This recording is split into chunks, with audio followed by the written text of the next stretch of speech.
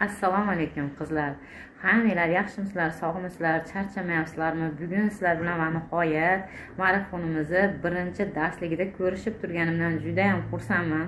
Marafon oldi tayyorgarlik vazifalarini bajargan qizlar inshaalloh bugun birinchi darsni ham eshitib va vazifalarni bajarasiz deb umid qilaman. Chunki darsni olganingiz bilan, bilimni olganingiz bilan siz uni amalda qo'llamasangiz, uni foydasi yo'q qizlar. Shuning uchun albatta foydalaning.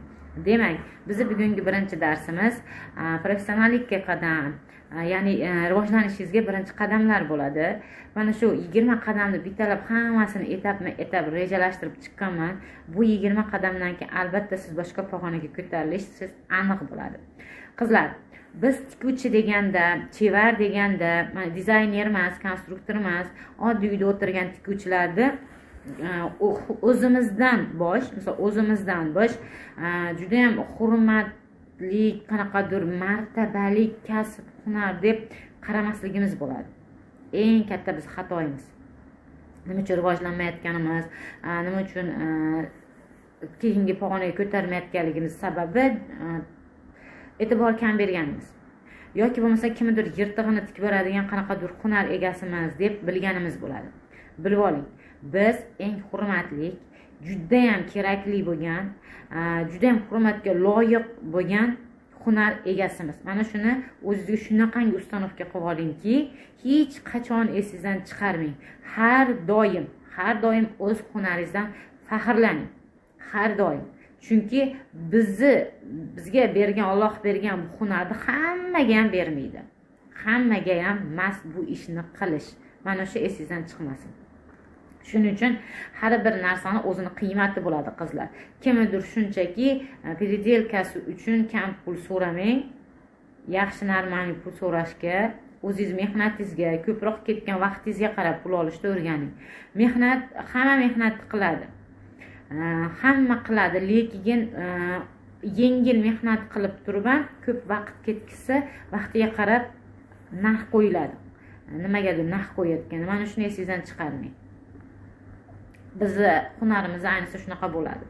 Demak, bizni birinchi qadamimiz avvalambor sizlar bilan kelishib olganimizdaqa o'zimizni yo'nalishimizni tanlab olishimiz kerak bo'ladi. Kimdir nimadadir juda ham yaxshi, qobiliyatli bo'ladi. Tikuvchi bo'lsa ham hattoki kimdir parda tikkanda mazza qiladi, kimdir perdelka qilganda mazza qiladi, kimdir shogirdlarga o'rgatib, shogirdlarni natijasidan juda ham mazza qiladi. Yoki bo'lmasam kimdir bezak tikkanda yaxshiroq nima qiladi. Masalan, men bezak tikishga umuman yo'qman. Men ko'proq klassik yo'nalishda oddiy, qomatga yopishgan, strogi narsalarga menga yoqadi. Shuning uchun kimdir juda ham bezakli narsalar tikishni yaxshi ko'radi, kimdir har xil. O'zingizni nishingizni topib oling va mana shuni rivojlantiring har doim. Hammasini birdaniga qilaman desangiz rivojlana olmaysiz. Hech qachon bitta yo'lda ketasiz, rivojlanasiz. Demak, bugungi qiladigan ishlarimiz o'zingizni nishingizni topib oling. Qaysi ishda, qanday yo'nalishda siz mazza qilib tikyapsiz, mazza qilib mana shu bilan shug'ullanyapsiz. Kam pul bo'lsa ham rozi bo'lyapsiz. Qaysi ishni qilganingizda o'zingizga yoqmayapti, mana shu pullaringiz orinyapti-da. Uni qilmang. Demak, birinchi qadamimiz shunaqa bo'ladi. Ikkinchi qadamimiz hunaringizga jiddiy qaraymiz. Yo'limizni topib olamiz, hunarimizga jiddiy qaraymiz. Uchinchisi, ilm olishga o'zingizga ahd qiling qizlar. Qaysi yo'nalishda bo'lsa, mana shu yo'nalishingizni rivojlantirishga ahd qiling. U xoh bezak bo'lsin, xoh andoza bo'lsin, xoh farqi yo'q, parda bo'lsin. Hozirgi zamonda eng oxirgi bilimlarini olishga harakat qiling. Hozirgi shunaqa zamonda yashayapmizki, agarda rivojlanmasangiz, ilm olsangiz orqada qolib ketasiz. Kimki zamon bilan teng kerak bo'lsa oldinroqda yurgandagina birinchi darajada yuradigan zamon bo'lib qolgan. Juda ham rivojlangan zamon bo'lib qolgan. Sababi konkurensiya ko'p. Juda ham odamlar rivojlanib ketgan, hamma narsa tezlashib ketgan, hamma vaqtini ekonom qiladi, hamma o'zini hurmat qiladi, sifatli, tez bajaradigan, hozirgi zamon bilan teng yuradigan insonlarda har doim mijozlari ko'p bo'ladi. Shuning uchun o'zingizni nishingizni topib, mana shu nishingizda rivojlanib ilm olishni maqsad qiling. Sizga kerakli bo'lgan ilm kelishi mumkin. Sirazi meni pulim yo'q hozir o'qishga, hech qanaqa mablag'im yo'q demang. Bunaqa deyishdan oldin to'xtangda, shunchaki maqsad qiling. Sizga kerakli bo'lgan bilim kerak bo'lsa tekinga sizga yetib keladi. Hozirgi zamonda men har doim aytaman, men ilm olishga pulim yo'q deganlar o'zini o'zi aldamasin. Meni ham aldamasin, men ishonmayman bu narsaga, chunki bepul bilimlar o'ta ko'p, o'ta darajada ko'p. Shunaqangi ko'pki, siz kirib ko'rishga erinasiz, vaqtingizni shunchaki bekor Instagram ko'rishga, kimlardir hayotini muhokama qilishga sarflaysiz. Ana shu vaqtingizni o'zingiz rivojlanishingizga sarflasangiz, sizda albatta rivojlanish bo'ladi. Bugungi birinchi qadamimiz o'zimiz bilan kelishib nishamizni topib olishimiz va hunarimizga jiddiy qarashimiz, hurmat bilan qarashimiz, hattoki kichkinagina переделка bo'lsa ham bo'laveradi, beravering emas. Ketgan vaqtingizga meni vaqtim ketdi, energiyam ketdi deb turib, chiroyli qilib klientga tushuntirib, o'zingizni vaqtingizga, nima deydi, mehnatingizga yarasha pul olish.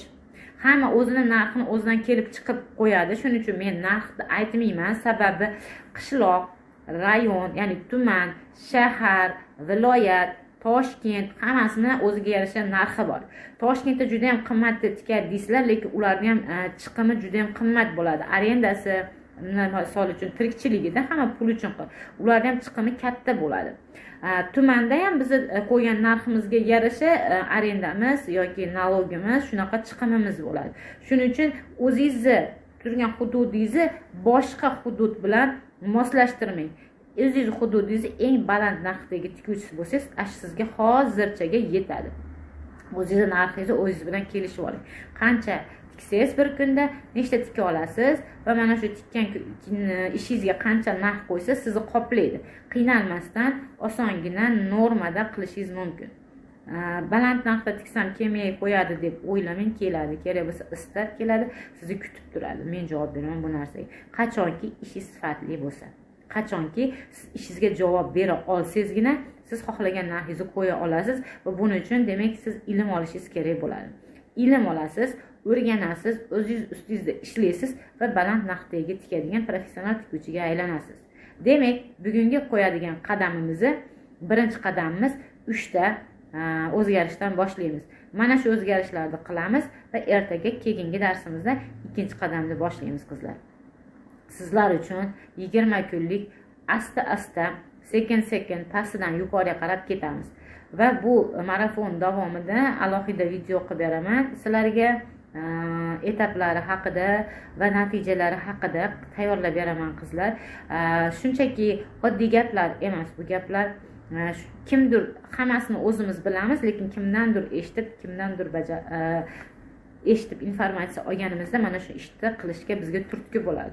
Bu men o'zimni tajribamdan kelib chiqqan narsa qizlar.